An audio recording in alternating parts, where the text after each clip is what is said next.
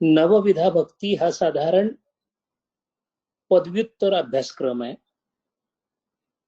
आणि त्याच्या अगोदरचा जो अभ्यासक्रम आहे तो म्हणजे भक्तीचं स्वरूप जाणून घेणे. कारण ज्या साध्याची अपेक्षा आहे त्या साध्याचं स्वरूप जाणून घेणं हे यशासाठी कर्मप्राप्त आहे. भक्तीचा वेगळ्या वेगळ्या अंगाने विचार करता करता नारद भक्ती सूत्रांना समोर ठेवून आपण थोडे थोडे पुढे सरकत आहोत. भक्तीच्या साधनांबद्दल विचार चालला होता. भक्तीच्या साधनांमध्ये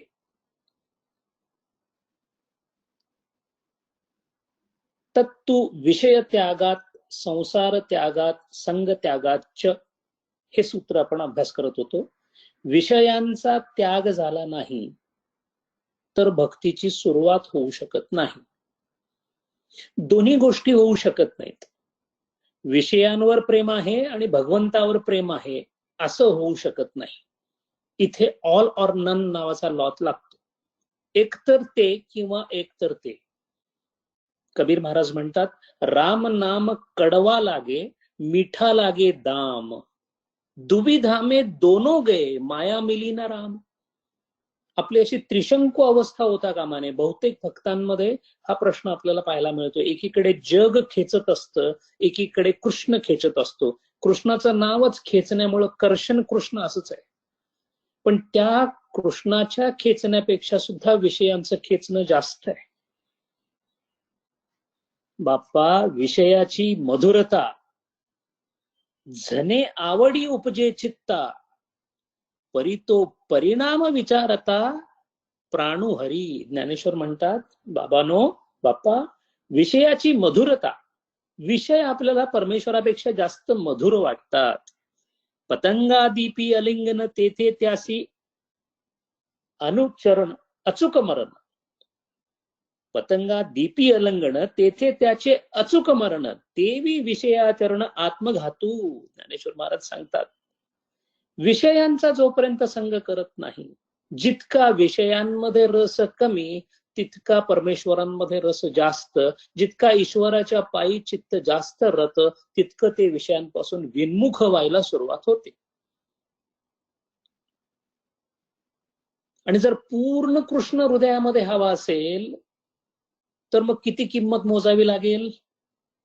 आत्ता काय मोजावं लागतं, तसेही आपण कृपण असून असून आपल्याकडे काय आहे, या त्या सगळ्या विश्व ज्यांनी तयार केलं त्या विश्वातल्या एका कोपऱ्यातला एक कण म्हणून आपण राहतो, ज्याला आपण आपलं घर म्हणतो. आपल्या 2 मुलांना आणि 3 काकांच्या समोर मी काय काय केलं हे सांगत फिरतो 2 मित्रांच्या समोर. हे जरी असलं तरी सुद्धा परमेश्वराच्या चरणाची धूल घेण्यासाठी सुद्धा पूर्ण विश्व जरी घातलं. नचिकेताला जेव्हा यमराजांनी वर देतो म्हणून सांगितलं त्यावेळेला सांगितलं होतं, अरे आजपर्यंत झाला नाही असा तू राजा होशील. हा, ही पृथ्वीच काय, या विश्वाचा तुला मी अधिपती करून टाकतो. नचिकेताने उत्तर दिलं, तवैव नृत्य गीते तवैव स्वाहा. तूच ठेवून घे सगळं तुझ्याकडं, मला फक्त ते सांग, मला तिसरा वर दे. वर येशाम तृतीयो, तिसरा वर्ण दे. मला असा वर दे की ज्याच्यामुळे कस्मिन भगवो विज्ञाते सर्वमिदो विज्ञातो भवती. इथं जे काही आहे ते सगळं मला कळून जाईल असा एक वर दे की ज्याच्या कळण्याने कळायचं काहीच शिल्लक राहत नाही. एक सूफी म्हणतो, किंमत में उनके 2 युग दे चुके हम. त्या परमेश्वराचं प्रेम मिळावं म्हणून मी 2 युग 2 जग देऊन टाकले, विश्व लोक देऊन टाकलं, स्वर्ग देऊन टाकलं, सगळं देऊन टाकलं. किंमत में उनके 2 युग दे चुके हम, उस यार की निगाहे इस पर भी सस्ती आहे. तरी सुद्धा स्वस्तातला सौदा आहे. संपूर्ण विश्व जरी त्याच्या पायाखाली घातलं तरी तो स्वस्तातला सौदा आहे असं सूफी म्हणतात. म्हणून विषय त्याग आणि संग त्याग, विषय त्याग करणे आणि संग त्याग असे 2 शब्द भक्तिसूत्रात वापरलेत. केवळ विषय त्यागाने संग त्याग होत नाही. ज्या विषयांचं आकर्षण आहे त्या विषयांचा त्याग करणं हे बरोबर आहे. दारू प्यावीशी वाटते, मित्रांशी कुचाळक्या कराव्याशा वाटतात, हे विषय त्याग करायचे असतील तर मित्रांपासून दूर राहीन, दारूपासून दूर राहीन. पण दूर जरी राहिलो तरी मी शरीराने दूर असेन, मनाने दूर असेनच असं नाही, किंबहुना मन दूर जाऊ देत नाही. मनाच्या मनोराज्यामध्ये विषयांचा आस्वाद घेणे हा तर आपला धर्म बनून गेलेला आहे.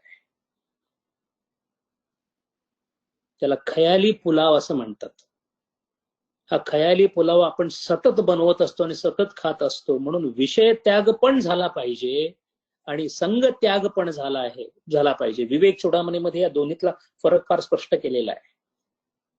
एकाला शम म्हणतात आणि एकाला दम म्हणतात. विषयेभ्य परावर्त्य स्थापनम स्वस्व गोलके उभयेषाम इंद्रियानाम स दमहा परिकीर्तितः.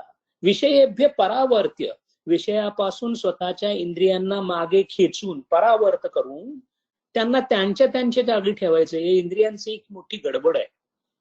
इंद्रिय नेहमी बाहेर, परांची खाणी वितृणच स्वयंभू असं कठोपनिषदात म्हटलंय.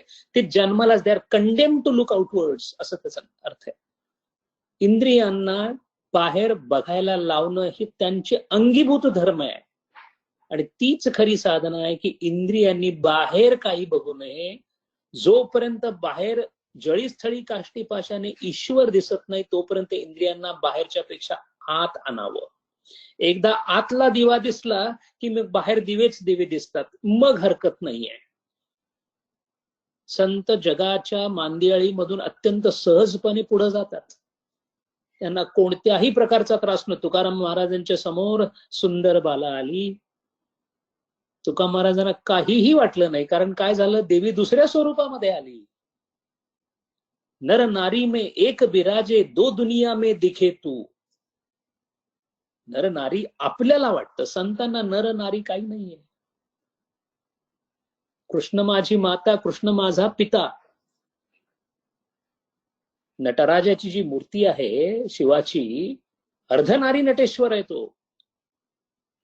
हा भेद जो आपल्याला दिसतो तो भेद मावळल्यानंतर मग या जगातून वावरायला काहीच हरकत नाहीये. जोपर्यंत ते होत नाही, जोपर्यंत झाड लहान आहे तोपर्यंत त्याला कुंपण हे घातलंच पाहिजे. मोठा वटवृक्ष झाल्यानंतर कुंपणाची गरज काय. पण आपण भक्तीमध्ये स्वतःला अपस्टार्ट कधी समजू नये. खूप उंचावरून आपण फार पोचलो लवकर असं समजू नये असं आमचे डॉक्टर काका सांगतात. साधक सोपानमध्ये त्यांनी लिहिलंय की भक्तांनी किंवा साधकांनी स्वतःला कधीही अपस्टार्ट समजू नये. सुरुवात करताना मी एकदम 8वीत गेलो असं समजू नये. आपण बालवाडीत आहोत असंच नम्रता असावी नाही. असं जर असेल तर पहिल्यांदा मग अभ्यास होतो तो कशाचा, विषय त्यागाचा. विषय त्याग जरी झाला तरी मनाचा संग होत नाही, कारण शेवटी 5 इंद्रिय थांबवून ठेवीन.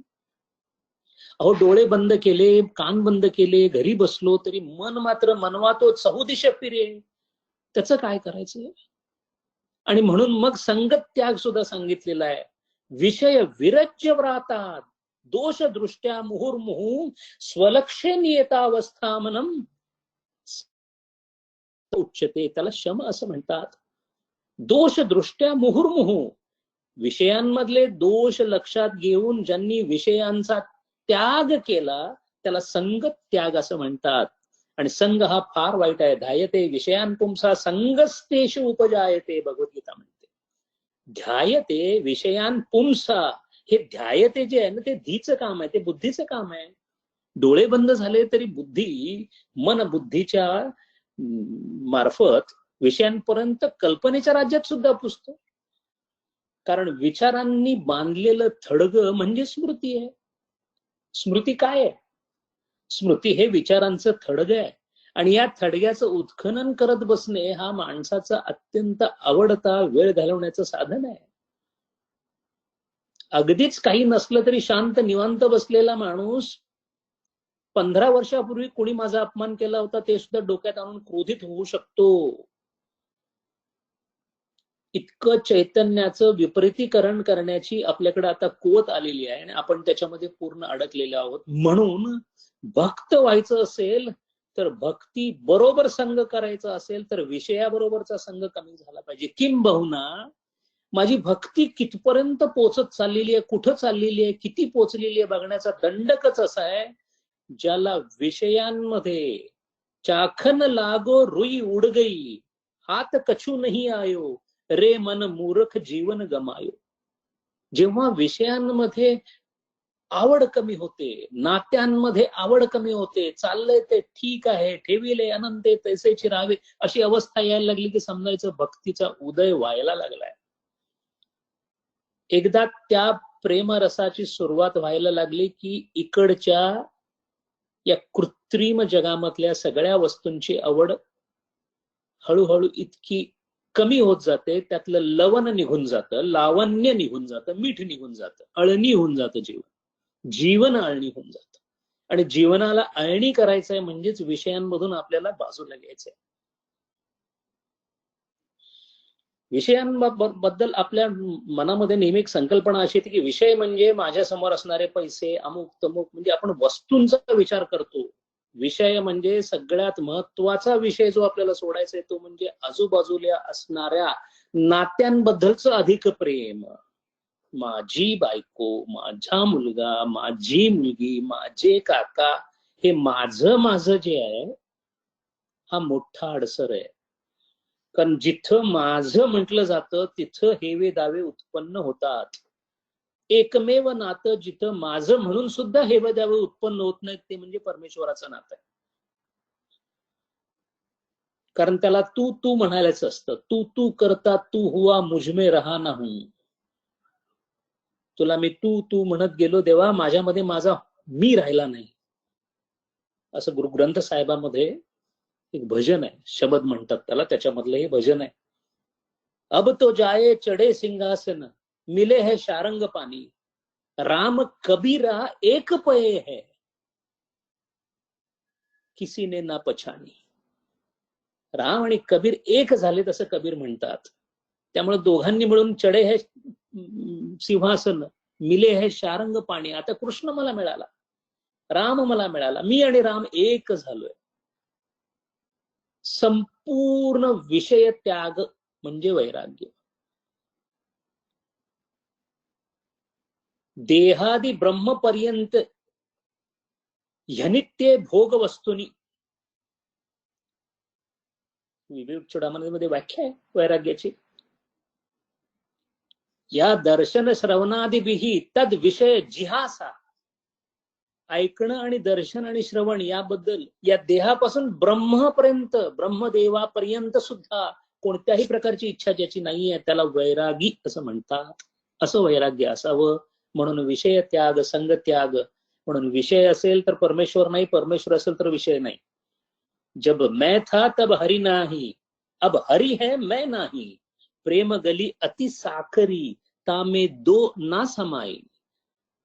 कबीर म्हणतात प्रेमाची गल्ली जी आहे ना ती फार छोटी आहे, त्यातनं एकच जातो. कोण जातो? तुमचं स्वत्व बाजूला ठेवायला लागतं. क्योंकि एक तर हरी असेल नाहीतर मी असेल. जब मैं था तब हरी नाही, अब हरी है मैं नाही. दोन्ही असू शकत नाही. म्हणून सगळ्या नात्यांबद्दल स्वतः आचार्य सुद्धा म्हणतात, का ते कांता कस्ते पुत्रा, संसारोयम अतीव विचित्रा, कस्त्वम कह कुत आयातः, मनसी विचिंतय तदीह भ्रातः, भज गोविंदम भज गोविंदम भज गोविंदम मूढमते. या मूढमतीला परत परत आचार्य सांगतात, विचार कर, कोण कोण पत्नी, कोण मुलगा, हो का पुत्र पत्नी बंधू, त्याचा तोडावा संबंधू. तुकाराम महाराज सांगतात. हे सोडण्याचं जे प्रकरण आहे ते इतकं महत्वाचं आहे. एक मोठा राजा होऊन गेला 12व्या शतकामध्ये, त्याचं नाव इब्राहिम अदहान असं होतं. बाल्ख म्हणजे त्यावेळच्या पर्शियन राज्यामध्ये तो होता. खूप मोठं राज्य होतं त्याचं. आत्ताचा सध्याचा उझबेकिस्तान नावाचा जो देश आहे त्यावेळेला समरकंदच्या जवळ बाल्ख नावाचा जो प्रदेश होता त्याचा तो राजा होता. तो राजा असल्यामुळे त्याच्याकडे प्रचंड वैभव होतं. असं वैभव असताना एकदा राजदरबार चालू असताना त्याच्या कानावर काही आवाज आले की बाहेर कोणीतरी भांडतंय, बाहेर कोणी काहीतरी वाद चाललाय. त्यामुळे त्यांनी आपल्या दरबारातल्या प्रधानाला सांगितलं, त्यांचा जो वजीर होता, की काय गडबड आहे, काय बाहेर आवाज कसला येतोय.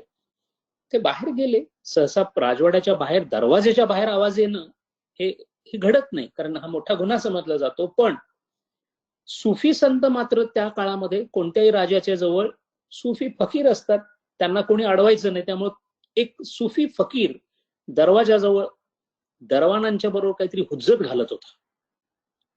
प्रधानांनी वजिरांनी येऊन सांगितलं राजाला की अहो राजा म्हणाले बाहेरच्या बाजूला दरवाजाजवळ काहीतरी एक सुफी साधू आलाय आणि तो भांडतोय, अद्वा तद्वा बोलतोय काहीतरी. राजाच्या लक्षात आलं की सुफी आलाय म्हटल्यानंतर ज्ञानी माणूस आहे, काहीतरी कारण असणार, म्हणून त्यांनी बोलून घेतलं त्याला आणि विचारलं की महाराज काय झालं, का असे भांडताय तुम्ही? तो सुफी संत म्हणाला तुम्ही कोण आहे? तर तो म्हणाला तुम्ही मला नाही ओळखत? राजवाड्यामध्ये राजसिंहासनावर बसलेला माणूस कोण असतो? राजा असतो, मी राजा आहे इथला म्हणाला. ते म्हणाला हे बघा मी इथं आलो होतो फक्त एका कारणासाठी, कारण हे जे तुम्ही त्याला राजवाडा म्हणता ना, याला मी सराय असं म्हणतो, धर्मशाळा असं म्हणतो, आणि मला या धर्मशाळेमध्ये एका रात्रीसाठी फक्त राहायचंय आणि हे मला राहू देत नाहीये. ते म्हणतायत हा राजवाडा आहे. तो राजा म्हणाला महाराज त्यांचं काही चुकलेलं नाही, हा माझा राजवाडा आहे, तुम्ही याला धर्मशाळा कसं म्हणता? तो सुफी म्हणाला बाबा हे बघ, मी मागे पण 30 वर्षापूर्वी आलो होतो, त्यावेळेला इथे एक दुसरा माणूस बसला होता, त्याला अशी थोडीशी लांब दाढी होती. तो राजा म्हणाला अहो ते माझे वडील होते, मी त्यांचा उत्तराधिकारी आहे. तो म्हणाले तोही असंच म्हणत होता, हा राजवाडा आहे, ही धर्मशाळा नाही. त्यालाही मी समजावून सांगण्याचा प्रयत्न केला होता, आता तुला परत समजावून सांगायचा प्रयत्न करतोय. आता तो कुठे गेला सांग? त्याचा जर राजवाडा होता तर तो इथं थांबायला पाहिजे होता. अरे ही धर्मशाळा आहे, इथे लोक येतात राहतात आणि जातात, एवढंच मला माहिती आहे, एवढंच माझं ज्ञान आहे. ऐकल्याबरोबर राजाचे डोळे खड्डशी उघडले. त्याच दिवशी इब्राहिम अधान नावाच्या राजांनी राहत्या राज्यावर तिलांजली दिली आणि याच सुफीच्या मागे जाऊन याच सुफीला गुरु करून तो खूप मोठा सुफी संत झाला. त्याचं नाव इब्राहिम अधान असं होतं. याला म्हणतात विषय त्यागात संग त्यागात. अशा प्रकारचा त्याग करण्याची ज्याची प्रवृत्ती आहे, समर्थांनी केलेला त्याग आपल्या लक्षात येईल. बोल्यावरून जाणं या घटनेची सामाजिक दृष्ट्या विश्लेषण करणारी काही विकृत मनोकृती आहे. असं कसं, असं करायचं असतं का? सिद्धार्थ गौतम बुद्धांनी आपल्या मुलीला आणि याला सोडून जावं का? ही भ्याड लोकांची विकृत विचारसरणी आहे. त्यागाला लागणारं कष्ट हे जेव्हा स्वतः आपण बाहेर पडू एक दिवसासाठी भिक्षा मागण्यासाठी, तेव्हा लक्षात येईल. विषय त्याग म्हणतो तितका सोपा नाही. केवळ अवास्तव एखादी गोष्ट कमी केली म्हणजे आपण खूप त्याग केला असं आपल्याला वाटत असतं. निजामुद्दीन अवलिया म्हणून सुफी संत होऊन गेले, ज्यांच्याकडे रोज 16 ते 20 हजार माणसं त्यांनी केलेल्या अन्नदानामध्ये जगत होती. पण स्वतः निजामुद्दीन अवलिया मात्र 24 तासामध्ये एकदा पहाटे 4-4:30च्या आसपास नमाज पडायच्या अगोदर एक जेवण घेत असत, ते सुद्धा भाकरीचा उरलेला चुरा आदल्या दिवशीच्या जेवणाचा ते खात असत.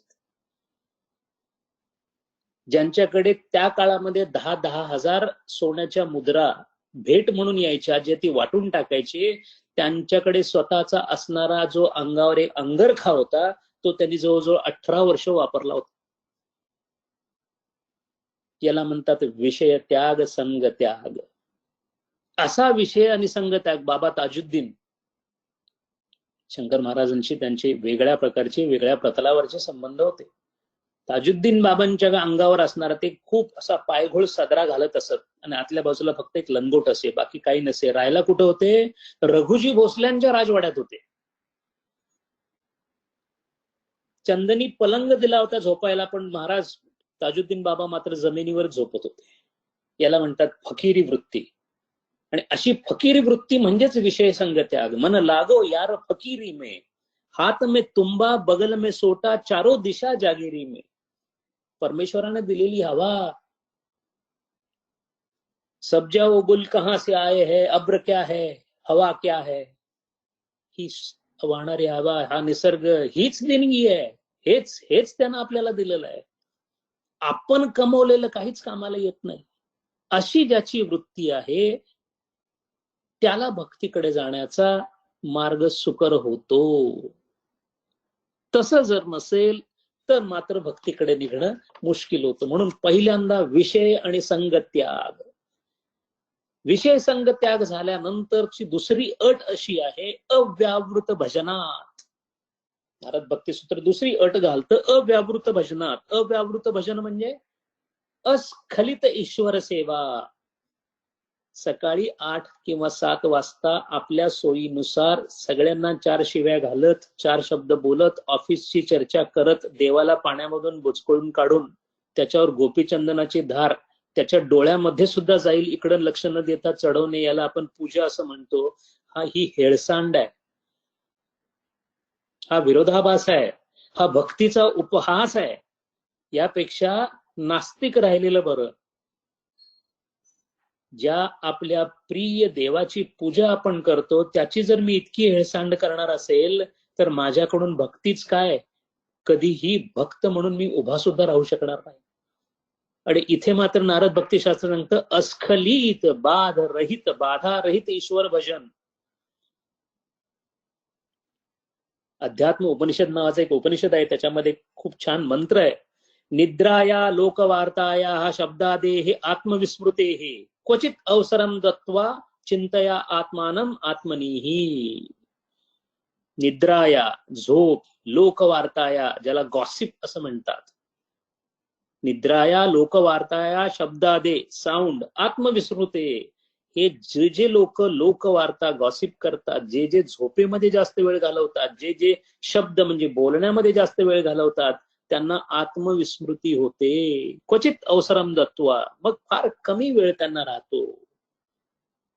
हे व्हॉट्सअप नावाचं जे प्रकरण आहे ज्याच्यामध्ये विनाकारण, ज्याचा आपल्याशी काहीही संबंध नाही, आमच्या डॉक्टर काकांच्या म्हणण्याप्रमाणे याला उपद्व्याप असं म्हणतात. माणसाला व्याप असावेत, उपद्व्याप नसावेत. देशाची आर्थिक परिस्थिती सुधारण्यासाठी काय केलं पाहिजे असं मी माझ्या घरात किती जरी वेळा सांगितलं तर त्याच्यामुळे देशाच्या आर्थिक परिस्थितीवर काहीही फरक पडत नाही, कारण मी अर्थमंत्री नाहीये. पण प्रत्येक विषयामध्ये मत देणं म्हणून व्हॉट्सअप नावाच्या त्या माध्यमातून हजारो ज्ञानचंद आणि हजारो रायचंद रोज मिळतात. हे भक्तीला बाधक आहेत. हे व्यावृत्त भजन झालं, हे अव्यावृत्त नव्हे. या विचारांनी कचरा डोक्यामध्ये साठल्यानंतर तिथे कृष्ण बसावा, तिथे शंकर बसावा, तिथे राम असेल, भगवान राम अशा ठिकाणी. रामाचं नावच रमणीयता आहे ना हो. ज्याच्या नावात रमणीयता आहे तो अशा घाणेरड्या ठिकाणी येईल का? ज्याच्या बुद्धीमध्ये असा कळकट कचरा साठलेला आहे अशा ठिकाणी कसा कृष्ण येऊ शकेल? इथे परिस्थिती अशी आहे, संत तर असे म्हणतात, कबीर महाराज म्हणतात, काय करू, मला श्वास घ्यायला देवा थोडासा मध्ये थांबायला लागतं, त्यामुळं तुझ्या चिंतनाची जी तार आहे ती तुटते, तेव्हा या श्वासाचं मी काय करू? सास सास पर नाम ले वृथा सास ना खोय, ना जाने इस सास का आवन होय न हो. हा श्वासच बंद पडला तर काय करणार आहेस? म्हणून अव्यावृत भजन म्हणजेच उपासना. एक प्रश्न आलाय आज प्रश्नोत्तरामध्ये की ध्यान कसे करावे आणि भक्तीत ध्यान असते का, किंवा भक्ती आणि ध्यानामध्ये फरक काय? अव्यावृत भजन म्हणजेच ध्यान. उपासना किंवा ध्यानाची व्याख्या आचार्यांनी भगवद्गीतेमध्ये एका दुसऱ्या अध्यायाच्या भाष्यामध्ये दिलेली आहे. उपासना नाम यथाशास्त्रम उपासस्य विषयीकरणेन समीपम उपगम्य तैलधारावत समान प्रत्यय प्रवाहेन दीर्घकाल यद आसनं तत् उपासना आचक्षते.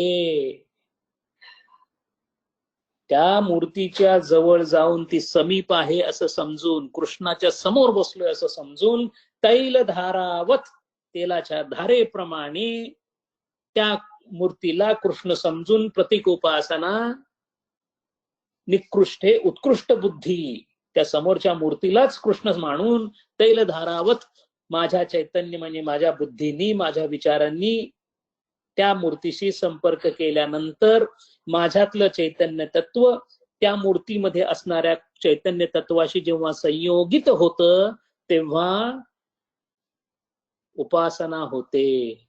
म्हणून मीराबाईंनी इतकीशी छोटीशी दिलेली मूर्ती कृष्णाची आपल्या हातामध्ये ठेवली आणि जेव्हा त्याची पूजा करायच्या त्यावेळेला असं वाटायचं की मीराबाई मृत आहे, कृष्ण जिवंत आहे.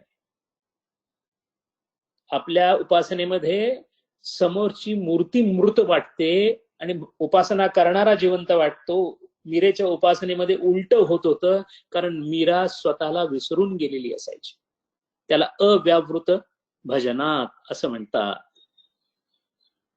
आणि हे न करणाऱ्याला तमोगुण असल्यामुळे त्याच्याकडून होणारी उपासना उच्च उपासना होत नाही.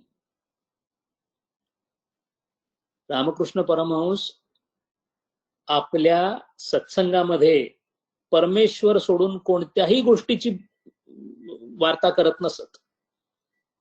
अत्यंत दुर्दैवाने एकदा एक माणूस वर्तमानपत्र घेऊन आला, वर्तमानपत्र गुंडाळलेलं त्यांनी आपल्या बरोबर घेऊन आला होता. तो ते पाहिल्याबरोबर रामकृष्णांनी सांगितलं ते बाहेर ठेवून या म्हणून.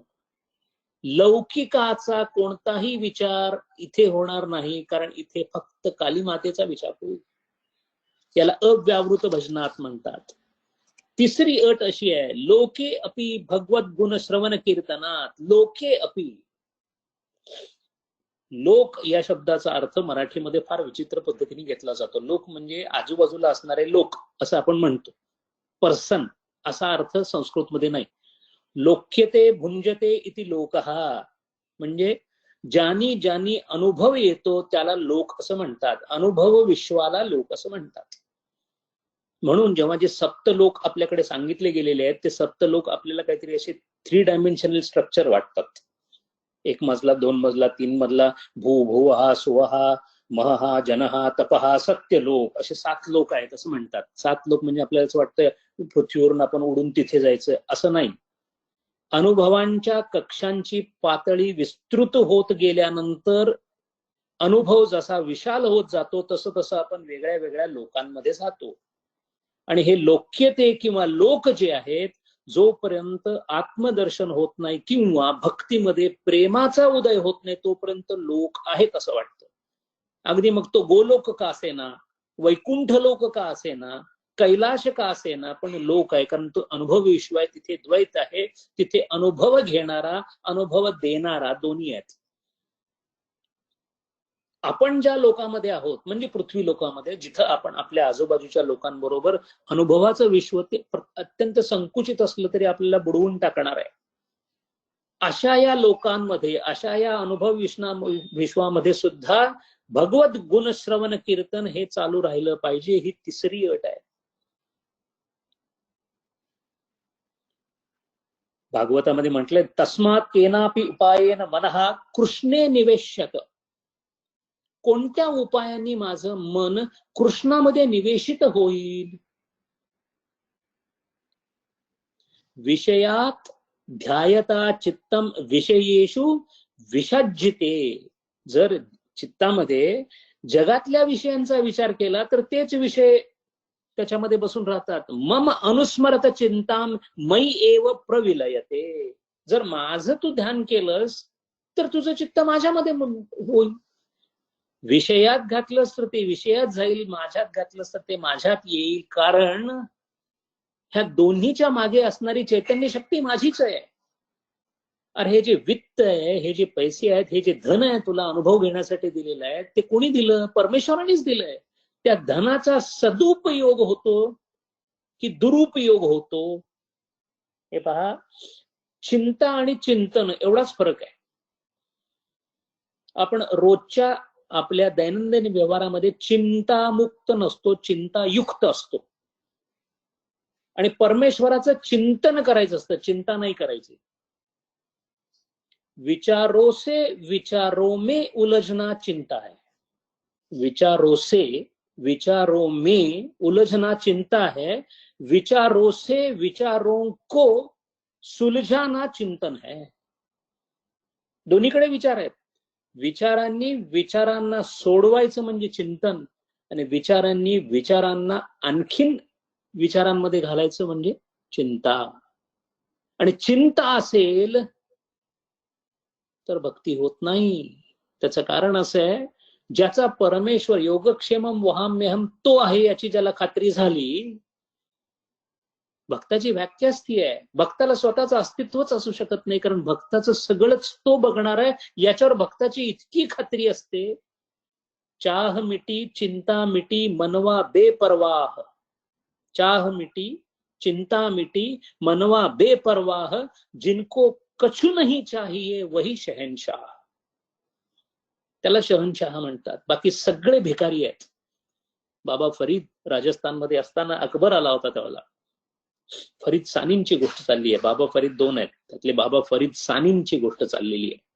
बाबा फरीद सानींना सगळ्यांनी सांगितलं अकबर येणार आहेत सम्राट तुमच्याकडे, तेव्हा बाबा एक काम करा, तुम्ही किती गरिबीत राहता, भले लोकांच्या उद्धारासाठी पण ते आता तुम्हाला देणगी देतील, काहीतरी मागा त्यांच्याकडे तुम्ही.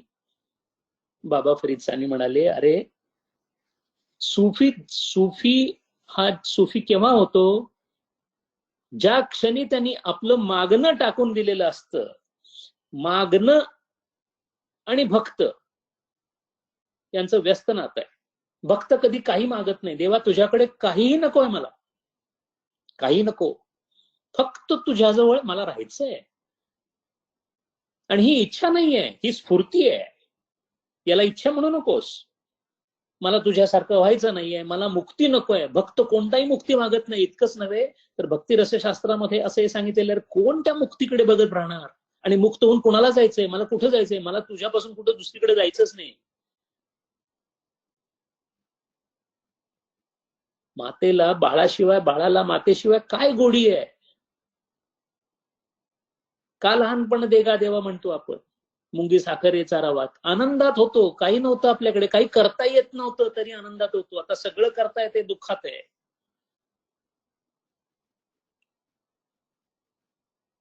गमतीने म्हणतात, एक जमाना था कि जादू में भी यकीन था, अब ये जमाना है कि हकीकत पे भी यकीन नहीं है. सत्यापासून दूर गेल्यानंतर या गोष्टी होतात. म्हणून जेव्हा सम्राट अकबर पोहोचले राजस्थानमध्ये, तेव्हा बाबा फरीद म्हणाले, मला एकदा बोलतो, तुम्ही सगळे म्हणतात त्याप्रमाणे बघूया आपण काय करायचं वगैरे. हसले थोडस मनामध्ये. आणि दुसऱ्या दिवशी विचारलं त्यांना की अहो ते भेटून गेले, तुम्ही काय मागितलंच नाही. तर बाबा फरीद म्हणाले की मी त्याला काल रात्री बघितलं, तो नमाज पडत होता. नमाज पडता पडता म्हणाला, माझं राज्य देवा मोठं होऊ दे, माझं अमुक होऊ दे, माझ्याकडे आणखीन सैन्य येऊ दे, माझी मुलं सगळी व्यवस्थित आहेत. म्हटले अरे हा स्वतःच मागतोय, तो मला काय देणार. मागायचं नाही. मांगन मरण समान है, मत मांगियो भीख, मांगन से मरण भला, यही सद्गुरु की सीख. मागायचं नाही, लोकांमध्ये मागायचं नाही, परमेश्वराकडे मागायचं नाही. जर मी अमृतस्य पुत्र असेल तर मला मागण्याची गरज काय आहे. आणि आपण सगळ्या भक्तीची इतकी बिभत्सता करून ठेवलेली आहे, प्रत्येक देवळामध्ये जाऊन फक्त मागत असतो. माझ्या मुलाचं, माझ्या पत्नीचं, माझ्या सांपत्तिक परिस्थितीचं. अरे तुझं वित्त म्हणजे तुझं प्रारब्ध आहे. यल्ल बसे निज कर्मो पाते वित्तम तेनम विनोदय चित्तम भज गोविंदम भज गोविंदम. प्रारब्ध वशात तुझ्याकडे जे आलेलं आहे तेच तुझं वित्त आहे. गेल्या रेल्वे स्टेशनवर जेव्हा तू सोडलंस ठिकाण, तेव्हा जी ट्रंक भरली गेली, त्या ट्रंकेत जे जे काही होतं ते तूच ठेवलेलं आहे. आता उघडल्यानंतर जर आज चिखल सापडला तर तू चिखलानी भरली होतीस. आणि जर खरोखर पश्चाताप झाला असेल तर आता ती ट्रंक जी आहे, ती पेटी जी आहे, ती चांगल्या चांगल्या तलम वस्त्रांनी, चांगल्या कर्तृत्वानी भर, म्हणजे पुढच्या स्टेशनवर उपयोगाला येईल. याच्यात परमेश्वराचा काहीही हात नाही राजा. असं असताना माझं प्रारब्ध, माझं कर्म, माझ्या कर्माची फळं देवा तू भोग म्हटल्यासारखं आहे. व्यवहारात करू का आपण, मी काढलेलं कर्ज अजून कोणी फेडेल का. असं जर असेल तर मग या लोकांमध्ये या बाकीच्या गोष्टी, म्हणून हा सगळा संसार जो आहे तो फिका पडत गेला पाहिजे. मग प्रेमाचा रंग परमेश्वराकडे वाढतो. इथे आपण रंग भरतोय, तिथं फिकं पडतोय. आणि हे करण्यासाठी प्रचंड आत्मविश्वास आणि प्रचंड सहनशीलता हवी. सतु दीर्घकाल निरंतर सत्कार सेवितो दृढ भूमी, असं पातंजलीने युगशास्त्रात म्हटले. सतु दीर्घकाल निरंतर. दीर्घकाल भक्ती आहे, खूप खूप मोठी आहे, प्रवास खूप मोठा आहे. पण प्रवासाची कोणाला पडली आहे. जायचंय पंढरपूरला म्हटल्यानंतर घर सोडणं महत्वाचं आहे. तेव्हा पोचू. चाललोय ना मी देवाच्या आळंदीकडे चाललेलो आहे. आता विचार नाही केव्हा पोचेन, कसा पोचेन. घर सोडणं महत्वाचं आहे. कबीरा खडा बाजार में लिए लुकाठी हात. लुकाठी म्हणजे मशाल. कबीरा खडा बाजार में लिए लुकाठी हात, जो घर फुके आपना चले हमारे साथ. हे सगळं जे काही दिसते ना, हे सगळं पेटवलं पाहिजे, हे सगळं संपवलं पाहिजे, तर शक्यता आहे पुढे जाण्याची. आणि एवढं सगळं असून मला माझ्या कर्मानुसार जे जे काय मिळणार आहे ते माहिती असून अपेक्षा मात्र फार वेगळ्या कशा ठेवू शकतो आपण. 5 दिवस भुके राहिले होते विवेकानंद. 5 दिवस अन्नाचा कण गेला नव्हता. अशा विवेकानंदांना कुणी जेवायला घातलं. 5व्या दिवसानंतर ग्लानी येण्याची अवस्था आली असताना हाथरस नावाच्या स्टेशनवर उत्तर प्रदेशमध्ये ते उतरले. उतरल्याबरोबर रणरणत ऊन असल्यामुळे कसे बसे चालत गेले स्टेशनवर. आतल्या बाजूला थोड्या सावलीत असं बसल्यासारखं बसले. आणि बसले असताना ग्लानी येणार असं वाटत होतं. तेवढ्यात समोरून 5 खणी डबा घेऊन एक माणूस आला आणि म्हणाला, महाराज तुम्हाला भूक लागलीये का? विवेकानंद हसले. 5 दिवस ज्यांनी अन्नाचा कण घातले नाही त्याला भूक लागली नाही तर काय होईल. त्या माणसाने सांगितलं, महाराज काल रात्री मला स्वप्न आले आणि स्वप्नात अशी मला आज्ञा झाली की एक साधू इथं कोणीतरी येणार आहे, त्याला तू जेवायला घाल असं माझ्या कुलदेवीने सांगितले, म्हणून डबा घेऊन आलोय. आणि जिलेबीचं जेवण त्यांना खायला त्यावेळेला मिळालं. आणि आपण मात्र या महिन्याच्या अखेरीला काय होणार, या वर्षाच्या अखेरीला काय होणार. कबीर महाराज चिडून म्हणतात, मुर्दे को भी देत है कपडा पाणी और आग. मेलेल्या माणसाला आज कोणताही मेलेला माणूस असू दे, कमीत कमी 3 गोष्टी कपडा पाणी आग तर त्याला मिळतेच. मुर्दे को भी देत है कपडा पाणी आग, जीवत नर चिंता करे ताका बडा अभाग. आणि म्हणून आपल्याला ज्या ज्या अडचणी येतात आपल्या आयुष्यामध्ये, त्या अडचणी हा देवांचा आशीर्वाद आहे. शारदा माता स्पष्ट विचारत असतात, तुला काही खूप अडचणी आहेत का रे तुझ्या आयुष्यामध्ये? हो म्हटलं की म्हणायचे, हा रे वा वा वा, देवाची खूप मोठी कृपा आहे. मला आलेलं अडचण, मला आलेलं दारिद्र्य ही देवाची कृपा कशी? नारद पंचरात्रामध्ये त्याचं उत्तर आपल्याला बघायला मिळतं. नारद पंचरात्र भक्तीचा मोठा ग्रंथ आहे, सन्मान्य ग्रंथ आहे. देश त्यागो महान व्याधी विरोध बंधुभिसह धनहानी अपमानम च मद अनुग्रह लक्षणम. देवाचा अनुग्रह झाला की नाही कसं ओळखायचं? धनहानी, अपमान, देशत्याग. आपण आलो ना सगळे देशत्याग करून आम्ही दुबईला आलो. देशत्याग, महान व्याधी, हायपर टेन्शन आणि डायबिटीस, महान व्याधी, विरोध बंधुभिसह. अजिबात भावांनी माझं सगळं काढून घेतलं, मला काही दिलं नाही. घराघरातली कहाणी आहे. हे झालं की समजायचं की परमेश्वराचा अनुग्रह झाला असं नारद पंचरात्र सांगतं.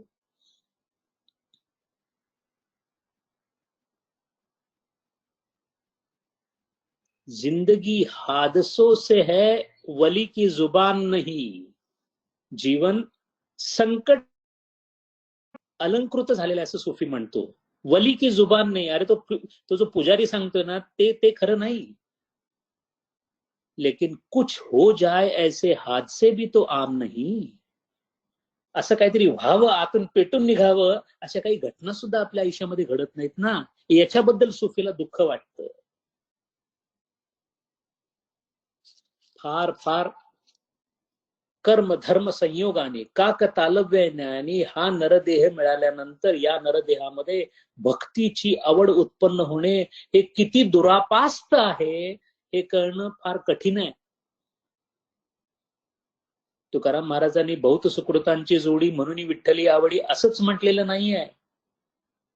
फार फार फार पुण्याई झाल्यानंतर परमेश्वराबद्दल विचार मनामध्ये येतो. विचार करण्याची कुवत येते अंतःकरणाने. अंतःकरण येतं पुण्याईनी, कारण सत्वगुणाचा परिपोष आहे तो. मलिन सत्वगुणातून बुद्धी तयार झालेली, अंतःकरण तयार झालेलं आहे. ज्ञानेंद्रिय मलिन सत्वगुणातून तयार झालेली आहेत. आणि त्या मलिन सत्वगुणांचा सगळा अंश एकत्र येऊन त्या सत्वांशामधून अंतःकरण झालेले आहे. सांख्य किंवा अद्वैताचं जर आपण तत्वज्ञान पाहिलं तर मनाची उत्पत्ती अंतःकरणाची तिथे, त्यामुळे अंतःकरणामध्ये जितका सत्वांश त्यानुसार जन्म मिळतो. अंतःकरणामध्ये सत्वांश अत्यंत निग्लिजिबल असेल तर तिर्यक योनीमध्ये जन्माला येतो. जसा सत्वांश वाढत जाईल तशी अंतःकरणाची तीव्रता वाढते, बुद्धीची क्षमता वाढते, आणि मग त्या अंतःकरणामध्ये जसा जसा सत्वगुणाचा जास्तीत जास्त परिपोष होतो तेव्हा मनुष्य जन्म मिळतो. हे एवढं अवघड तत्वज्ञान जर भक्ती असेल तर पुस्तक न वाचता सुद्धा कळतं. अगदी जिवंत उदाहरण म्हणजे आपल्या बहिणाबाई आहेत. बहिणाबाईंची काव्य महाराष्ट्रामध्ये बहुतेक लोकांना माहिती आहेत. अरे संसार संसार सगळ्यांना माहिती आहे, पण त्याच्या मागचं त्यांचं तत्वज्ञान काय आहे? जीवनमुक्त होत्या त्या. त्यांनी आता जे सांगितलं तेच किती छान सांगितलं पहा. त्या म्हणतात, नाही दिव्यामध्ये तेल कशी अंधारली रात्र.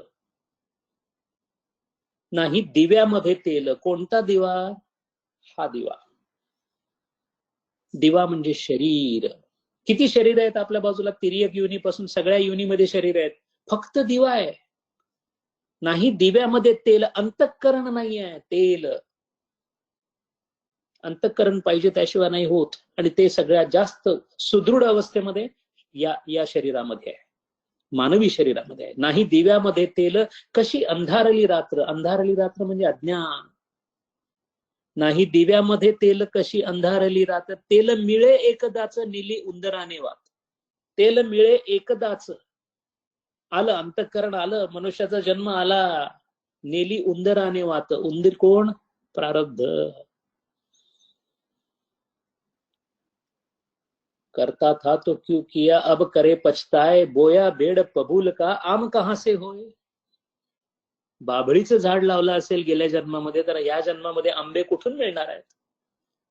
जर समजा असा हा दिवा आला, त्या दिव्यामध्ये अंतःकरण नावाचं तेल आलं, आणि त्या अंतःकरणामध्ये आता बुद्धी नावाची जी वात आहे, ती वातच नाही मिळाली, कारण ती उंदराने घेऊन गेली. ती जर मिळाली म्हणजे सत्वगुण जर वाढला तर परमेश्वराचं नाव येणार आहे. पण तो सुद्धा प्रयत्न कसा अपुरा पडतो? वात केली चिंधुकाची, तेल दिव्यात पडलं. वात केली चिंधुकाची. आपली वात जी आहे, बुद्धी जी आहे, कुंकुवत आहे, पूर्ण सत्वगुणाने परिपोषित झालेली नाही आहे. त्याच्यामध्ये रजोगुण आहे, काम क्रोध लोभ मोह मत्सर यांनी सगळ्यांनी ग्रासलेली आहे.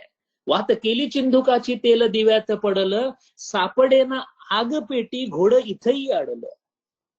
नुसती वात असून चालत नाही हो, नुसती बुद्धी असून चालत नाही. तिथे तुकाराम नावाची आगकाडी लागते, ज्ञानेश्वर नावाची आगकाडी लागते.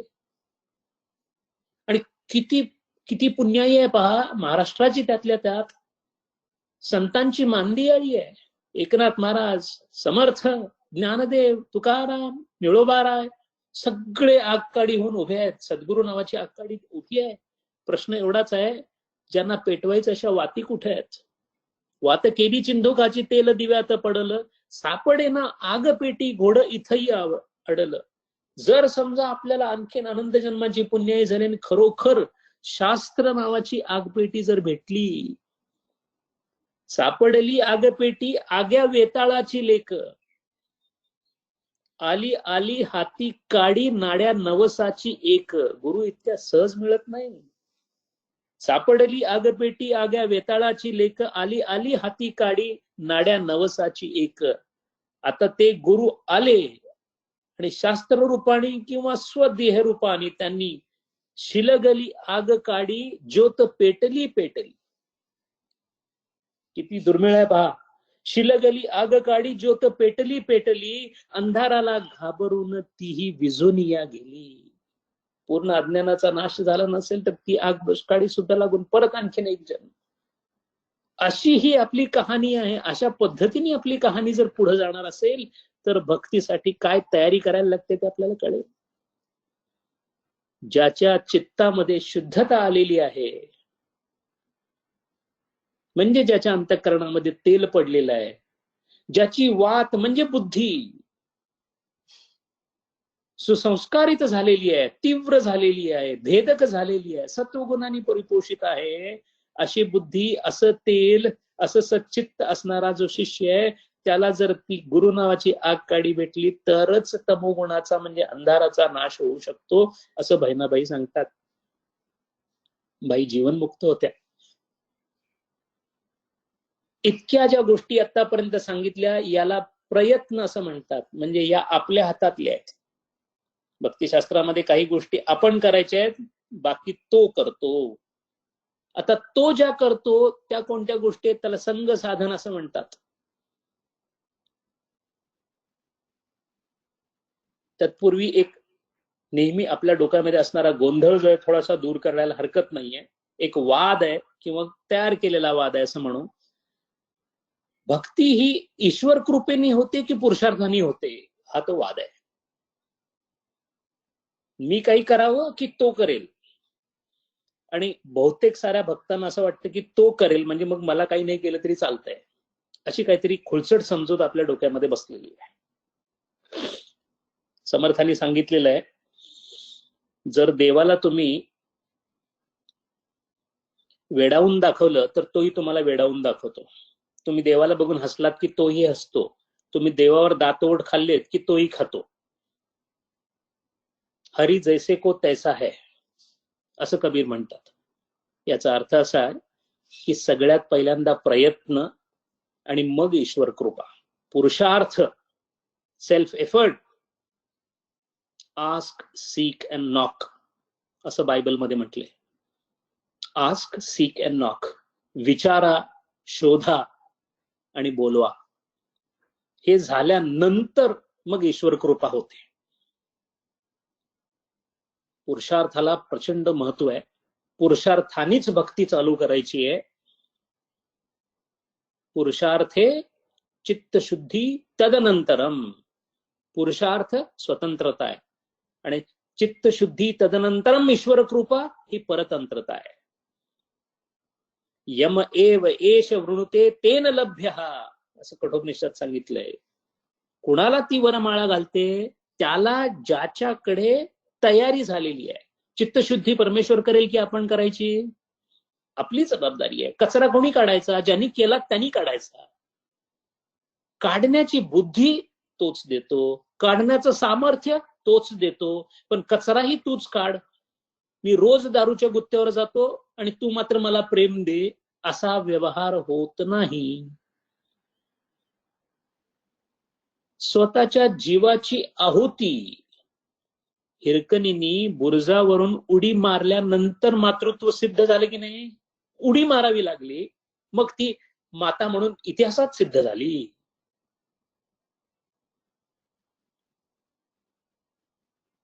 संयुक्तिकरित्या भक्ती होत नाही. आग लगी इस वृक्ष को जलन लगे सब पात, तू क्यों जले पंखोरियो, पंख तुम्हारे साथ.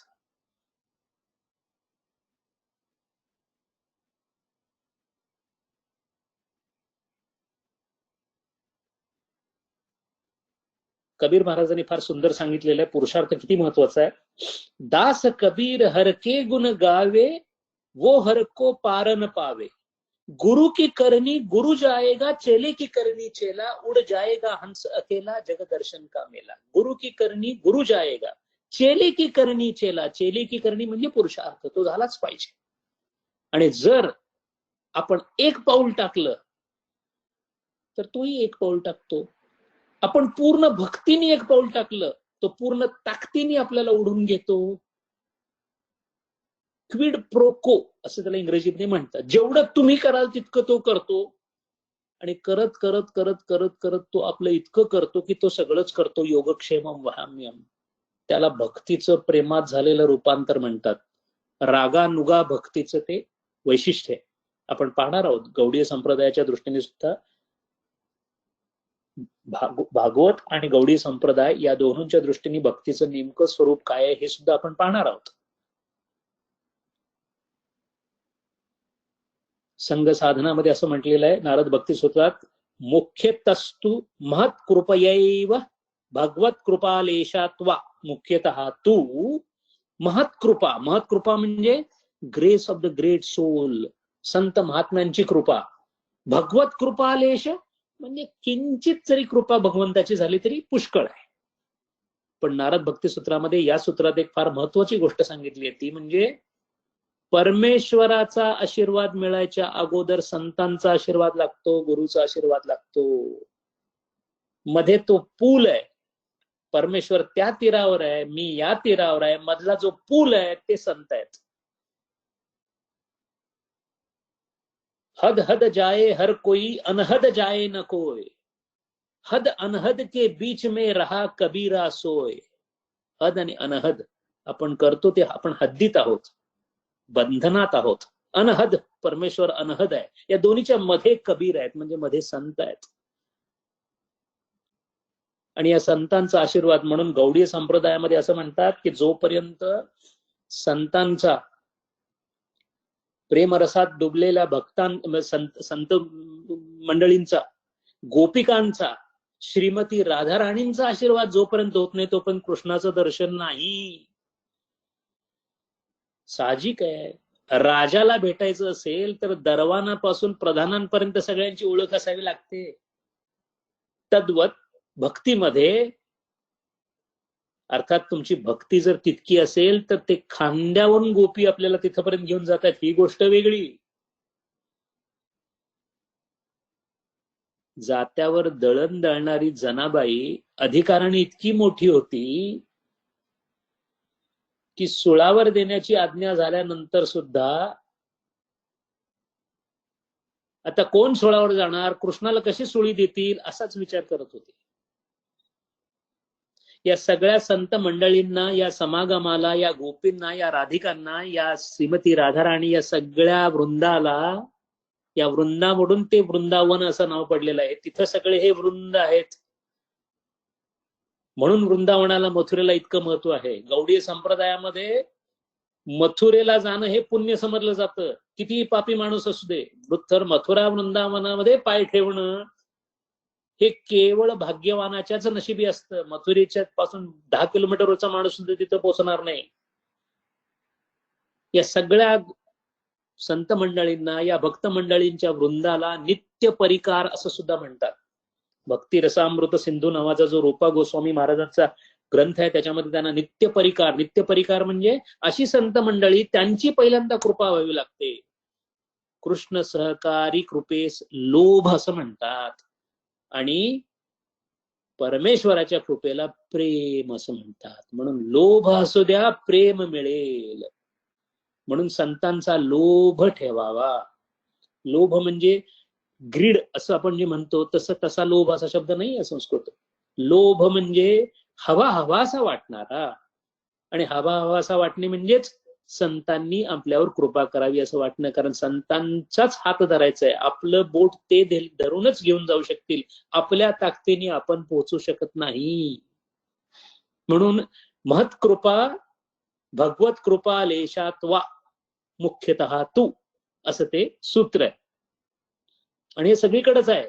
बायबलमध्ये मॅथ्यू नावाचा एक मोठा संत होऊन गेला, त्यांनी जे लिहिलेलं आहे त्या ग्रंथामध्ये, ask and it shall be given to you, seek and you shall find, knock and it shall be opened unto you, असे शब्द आहेत. त्याचा आणि याचा अर्थ एकच आहे. महत्संगस्तु दुर्लभो अगम्य अमोघश्च. फार महत्संगस्तु, फार दुर्मिळ आहे, अगम्य आहे, अमोघ आहे या संत मंडळींचा संग, त्यालाच गुरु म्हणतात. दुर्लभम त्रयमेव एतत् देव अनुग्रह हेतुकम मनुष्यत्वम मुमुक्षत्वम महापुरुष संश्रय. महापुरुष संश्रय हा अत्यंत दुर्मिळ आहे, असं विवेक चूडामणीच्या पहिल्याच 3-4 श्लोकामध्ये आचार्यांनी सांगितलेलं आहे. म्हणून असा गुरु असावा, असे संत असावेत, अशा संतांनी दिलेल्या वचनांनी पुढे जावं. आणि सगळे जिवंत आहेत, तुकाराम महाराज जिवंत आहेत, ज्ञानदेव जिवंत आहेत. केव्हाही मागा, त्यांचा हात नेहमी सहाय्याला पुढे आहे. प्रश्न असा आहे, आपण कृपण आहोत, मोठी बंद करून ठेवलेली आहे. आणि जर जिवंत गुरु मिळालाच, केलाच, तर फार व्यवस्थित करावा, कारण तसा पण तो फार दुर्मिळ आणि अगम्य आणि अमोघ असतो. लोभी गुरूंची मायंदाळी झालेली आहे. सगळीकडे गुरु नावाचं बाजार उघडलेला आहे. गुरु लोभी शिष्य लालची दोनों खेलत डाव.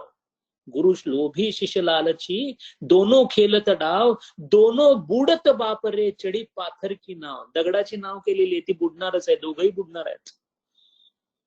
ज्या गुरु ते भ्रम नाही मिटे, भ्रांती न जीव की जाय, सो गुरु झूठा जानिये, त्यागत देर न लगाय. जर भ्रम मिटत नसेल, भ्रांती जात नसेल, तर तो गुरु नाही. खोटा गुरु हा दंभी असतो.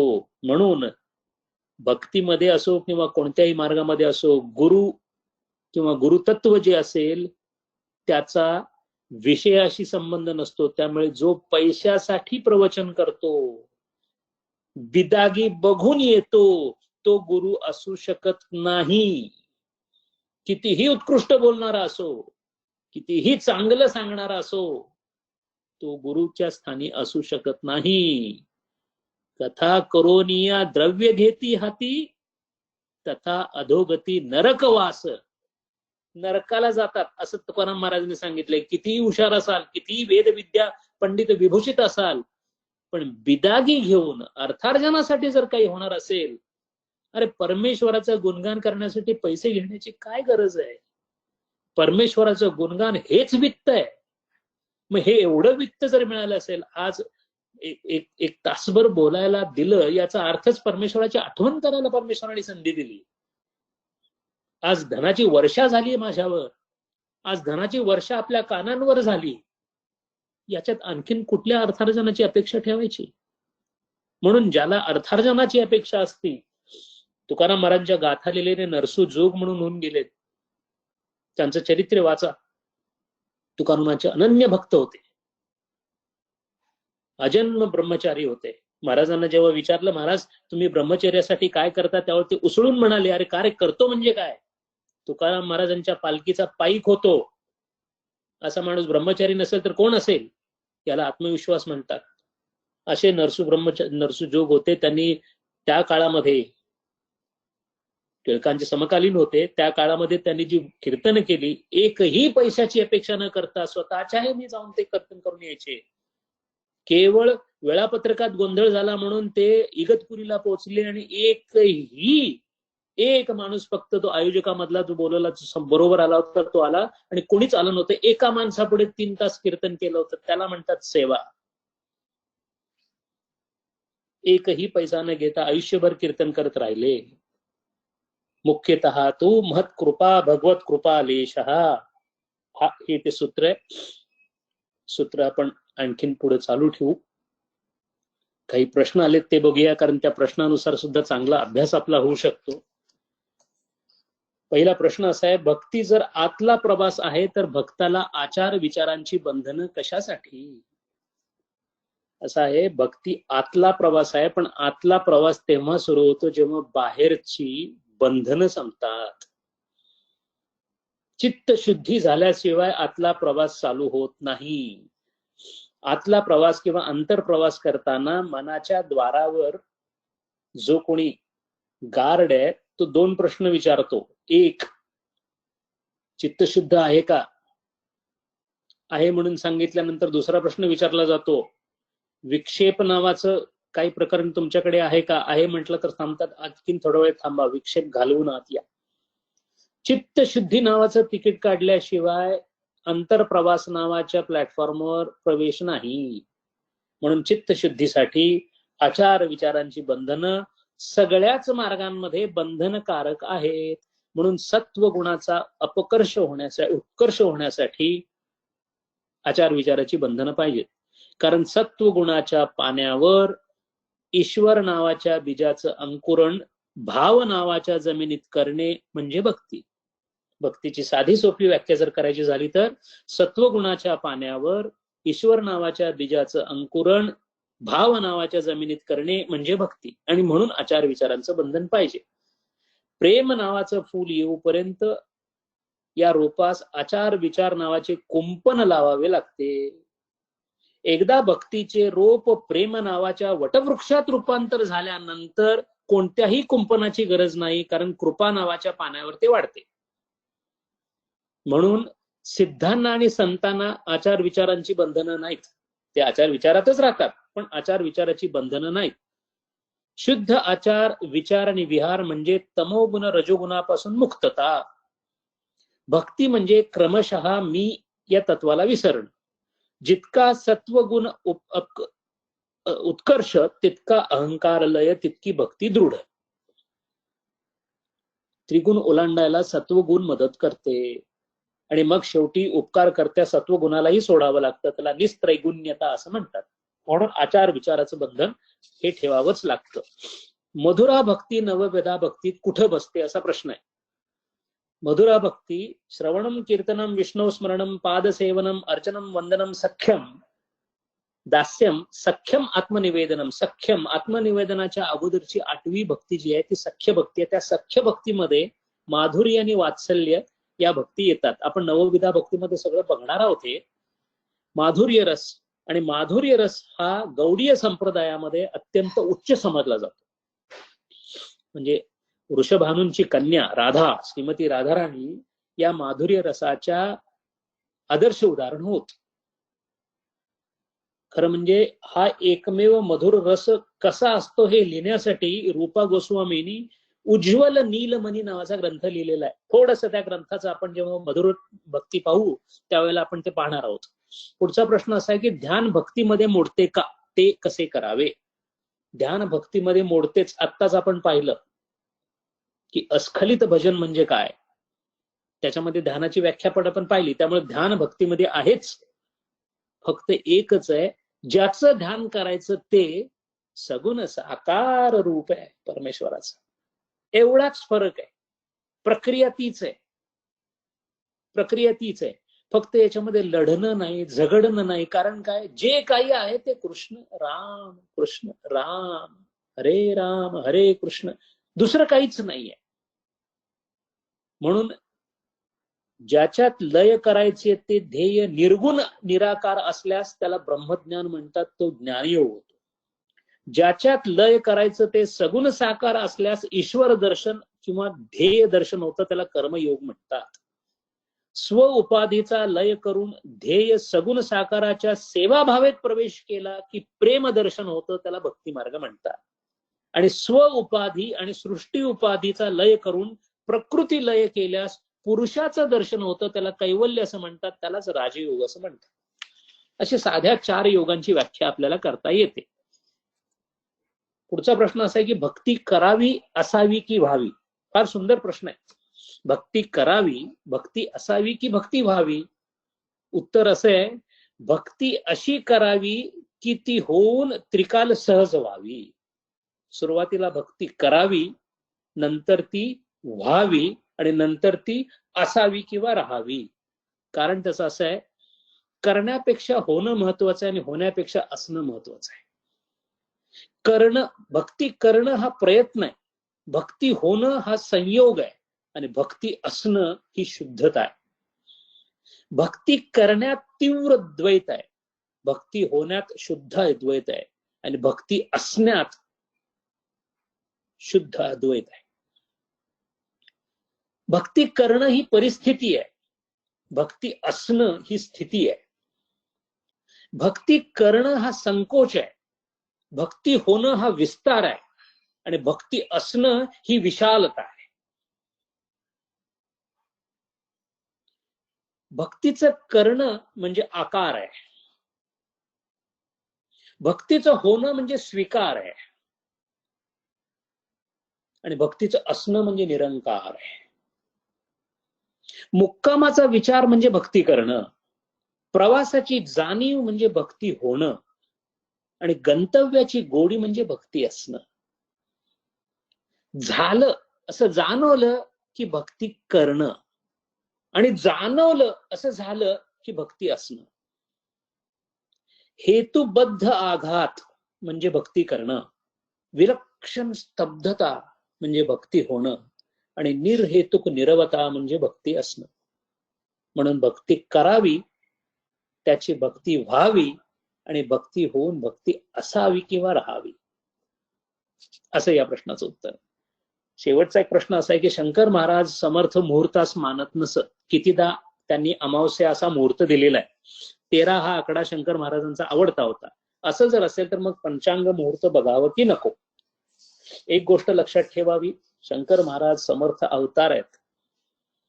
अवतार अतिवर्णाश्रमी जीवनमुक्त ईश्वर हे विधिनिषेधांच्या पलीकडे असतात. कारण कर्तुम अकर्तुम अन्यथा कर्तुम अशी शक्ती असणारे ते असतात. त्यांच्याकडे शक्ती, प्रयोजन आणि कर्मगती ज्ञान पूर्वगत असतं. असं असल्यामुळे ते जे करतात त्याचा अर्थ आपण आपल्या पातळीवर लावू नये. सामान्य लोकांनी मात्र विधिनिषेध पाळावेत. उदाहरण म्हणून मी सांगू शकतो, प्राप्त ब्रह्मनिष्ठ कसे असतात आपण शंकर महाराजांना बघितलेलंच आहे. शंकर महाराज कोणालाही शिव्या देत असत. आम्ही देऊ का, चालेल का, काय होईल, कारण ते विधिनिषेधांच्या पलीकडे आहेत. सदाशिव ब्रह्मेंद्र सरस्वती नावाचे खूप खूप मोठे भक्त होऊन गेले, ज्ञानी होते 17व्या शतकामध्ये. ते कुठेही दृग्गोचर व्हायचे, कुठेही प्रकट व्हायचे. असे एकदा ते नग्न होते. नग्न अवस्थेमध्ये ते अर्काट नावाचं जे गाव होतं तामिळनाडूमध्ये, तिथल्या नवाबाच्या घुसलखान्यामध्ये गेले. तिथे स्त्रिया होत्या, तिथे गेले आणि नग्न होते. आता ते नग्न आहेत म्हटल्यानंतर त्यांना पकडलं गेलं.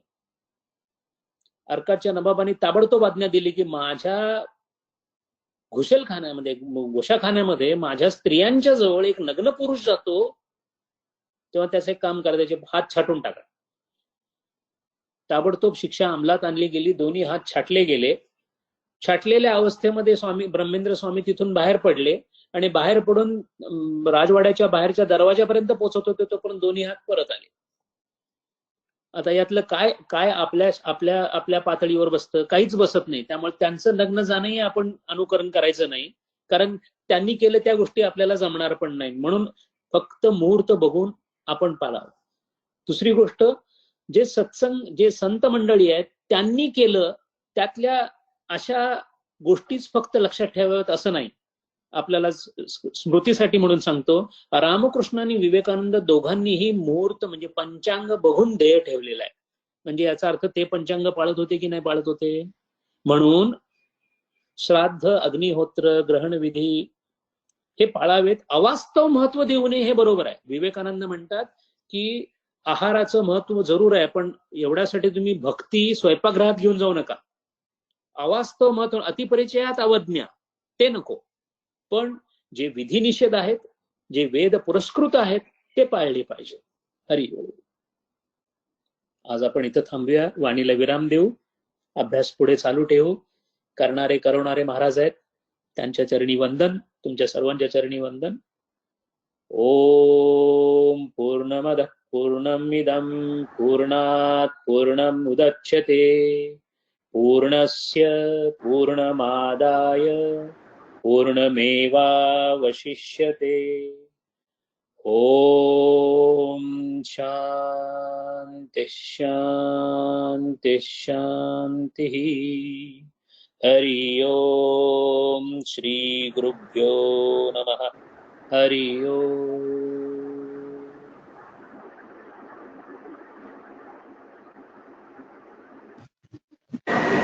दंडवत स्वीकारावा डॉक्टर साहेब.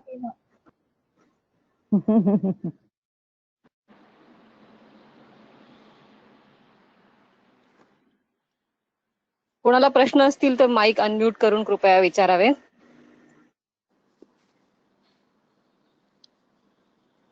नमस्कार.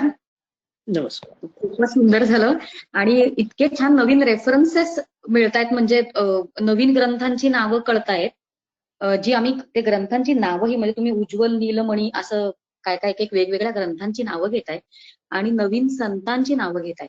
हे सगळं कानावर पडतंय आणि खूप आनंद होतोय. नवीन सगळं कळतंय म्हणून तुम्हाला खूप मनापासून नमस्कार. हरि ओम. तुम्ही नारद पंचरात्र असं ग्रंथाचं नाव घेतलं, ते अगदी माझ्यासाठी नवीन आहे. अगदी एक दोन वाक्यात ते म्हणजे मुख्य भक्तिप्रधान आहे का असं जाणून घ्यायची इच्छा. एक हा माझा पहिला प्रश्न, की त्याच्याबद्दल जाणून घ्यायला आवडेल मला. आणि दुसरा प्रश्न म्हणजे आपण कुठपर्यंत करावं आणि मग तो काय करतो असं सांगताना तुम्ही संघ साधना असं तो करतो असं काहीतरी म्हटलं, ते मला नाही कळलं. म्हणजे माझ्याकडे गॅप्स आहेत, तर ते मला एकदा व्यवस्थित सांगाल का? हे दोन प्रश्न माझे. नमस्कार. हरि ओम.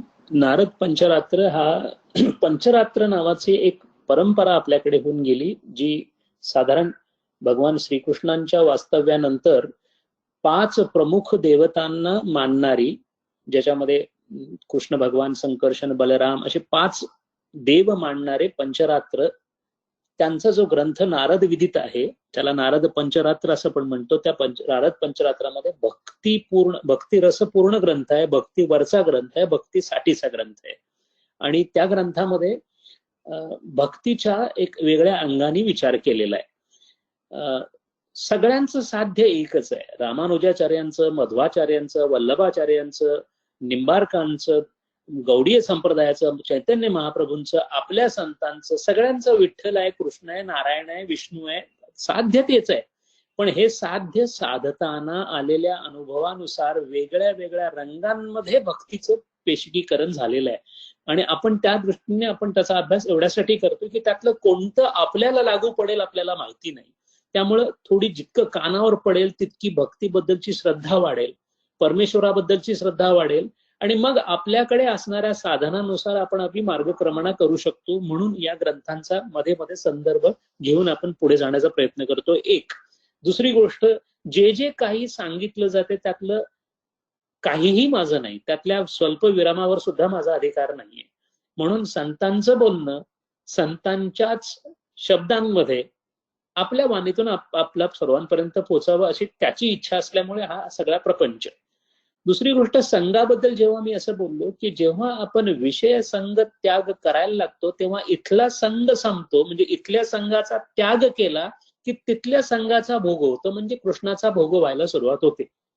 आणि मग असं होतं की आपण एखादी गोष्ट केव्हा सोडतो, आपल्याला जेव्हा कार मिळते त्यावेळेला आपण स्कूटर सोडून देतो. का असं होतं, तर स्कूटरपेक्षा कारमध्ये जास्त आराम आहे अशी आपली मानसिक भावना आहे. म्हणजे जिथे जिथे जास्त मिळण्याची अपेक्षा आहे तिथे कमी मिळणारं सोडून दिलं जातं. आता आपल्याकडून विषय का सोडून दिले जात नाहीत, कारण विषयांपेक्षा जास्त काहीतरी आहे ते मिळालेलं नाहीये. म्हणून जेव्हा कृष्णाच्या भक्तीचा रस मिळायला लागेल त्यावेळेला हे सगळं फिकं वाटायला लागेल. म्हणून इथला संघ कमी झाला आणि त्याचा संघ वाढला की इथला संघ विषयांचा कमी होत जातो, कारण याच्यापेक्षा जास्त आनंदाची गोष्ट ती मिळायला लागते. म्हणून बहुतेक सगळ्या संतांना भौतिक काहीही गोष्ट जरी दिली तर त्यांना सगळी फिकीच वाटायची, कारण जो कृष्ण प्रेमरसात बुडलेला आहे त्याच्या पुढे या संपूर्ण विश्वाचं आंदन जरी दिलं. म्हणून तुकारामांच्या पुढे जेव्हा ते मोत्यांचा खजिना वगैरे आला तेव्हा त्यांना फार वाईट वाटलं. कशाचं वाईट वाटलं, काय करू त्याचं, ती माती आहे ना, या मातीचं काय करायचंय, कारण माझ्या पुढे जिवंत विठ्ठल आहे. जिवंत विठ्ठलाचा आनंद कुठे, आणि हे मोती म्हणतात किंवा सोनं म्हणतात, या या या धातूचा किंवा या मातीचा, या पंचमहाभूताचा काय आनंद घ्यायचा. हा फरक आहे. आणि हा दृष्टिकोनातला फरक हा जाणून बुजून आणलेला नाही, तो आपसुक स्फूर्तीने आलेला आहे. कारण प्रेम रस उत्पन्न होणे किंवा भक्तीचं प्रेम रसात रूपांतर होणे म्हणजेच ब्रह्मज्ञान आहे. हरिओम. फारच छान, बरं का, कळलं. नमस्कार, धन्यवाद. हरि. हॅलो जी. हा, मी सुरेश जाधव बोलतोय. मला एक प्रश्न होता की आपल्या भक्ती योगामध्ये भक्तांचे मुख्य असे 4 प्रकार सांगितलेले आहेत असं वाचनात माझ्या आलं की ते अर्थ, अर्थार्थी, जिज्ञासू आणि ज्ञात असे. तर हे 4 प्रकारचे जे भक्त असतात, हे जशी भक्ती आपली दृढ होत जाईल तसे तो प्रवास असतो की तुम्हाला तुमच्यावर गुरुकृपा झाली की एकदम तुम्ही ज्ञात होता किंवा एकदम तुम्ही जिज्ञास होता, असं काही आहे का? हरिओम.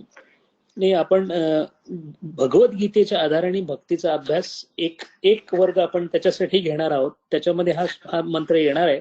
पण आता संदर्भ आला म्हणून सांगायला हरकत नाही. आर्त, अर्थार्थी, जिज्ञासू आणि ज्ञानीचे भरतर्षभ असा तो मंत्र आहे.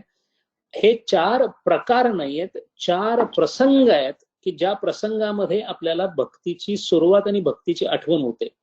यातला आर्त जो आहे तो आर्त झाला म्हणून त्याला कारण वैराग्य असं म्हणतात. आपला मुलगा किंवा मुलगी गेली अल्पवयामध्ये की परमेश्वराची आठवण येते, हा आर्त झाला. आता प्रश्न असा आहे की आर्त जरी असला तरी ही आर्तता कितपत टिकेल हे सांगता येत नाही. म्हणून कोणाच्याही मैताला गेलं की सगळ्यांचं बोलणं हेच चाललेलं असतं, काय आहे आयुष्यामध्ये, काय यायचं आणि जायचंय, इथं काय ठेवलेलं आहे, सगळं म्हणतात. त्याच्या दुसऱ्या दिवशी सगळे परत आपल्या कामाला लागतात. हे अर्थ आहेत. अर्थार्थी जे आहेत त्यांना काहीतरी हवं असतं म्हणून परमेश्वराकडे जातात. काहीतरी हवंय, कोणाला शांती हवी, कोणाला पैसे हवेत, कोणाला आणि काहीतरी हवंय, कोणाला नवस करायचंय, कोणाला 2 मजल्याचं काहीतरी बांधायचंय. अर्थार्थी. ज्ञान हवंय. हवं असणं हे अर्थार्थीचं लक्षण आहे. जिज्ञासू मात्र जो आहे ती एकच असा प्रकार आहे की ज्याच्यामध्ये आपण बसावं. जिज्ञासू तो आहे की ज्याला जिज्ञासा आहे, ज्याला या शास्त्राचं अध्ययन करून ज्ञात होऊन भक्त व्हायचंय, मनामध्ये भक्तीच्या मार्फत प्रेमरस उत्पन्न करून परमेश्वराच्या दरबारामध्ये प्रेमरसामध्ये डुंबून त्याची फक्त सेवा करायची आहे. असा जो आहे त्याला जिज्ञासू असं म्हणतात. आणि ज्ञानी जो आहे तो पोचलेलाच आहे, त्यामुळे त्याला कशाची गरजच नाहीये. कारण तो बैसले गोविंदाचे शेजारी तुकाराम महाराज आहेत, तिथे आता आणखीन काय करायची गरज नाहीये. तुका म्हणे आता उरलो उपकारापुरता. लोकांवर उपकार म्हणून ते आले किंवा राहिले, काही बाकी करायचं काही शिल्लक राहिलं नव्हतं. असे 4 प्रकार आहेत. आणि या 4 प्रकारांचा कशा पद्धतीने भक्तीमध्ये उपयोग होतो ते आपण भगवद्गीतेच्या आधाराने, जेव्हा भगवद्गीतेच्या आधाराने भक्ती योग असा एक वर्ग, एक सेशन आपण जेव्हा घेऊ त्यावेळेला त्याचा आणखीन विचार करूया. हरिओम. हरिओम.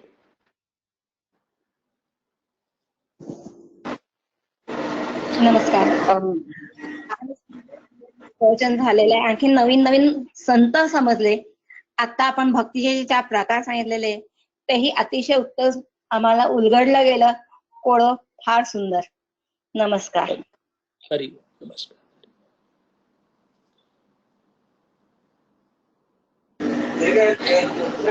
डॉक्टर साहेबांना आज सर. थोडस वेळेचं.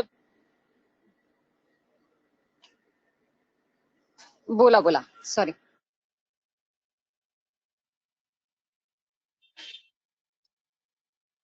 हॅलो. जी नमस्कार सर. खूप छान समजतंय. धन्यवाद. नमस्कार.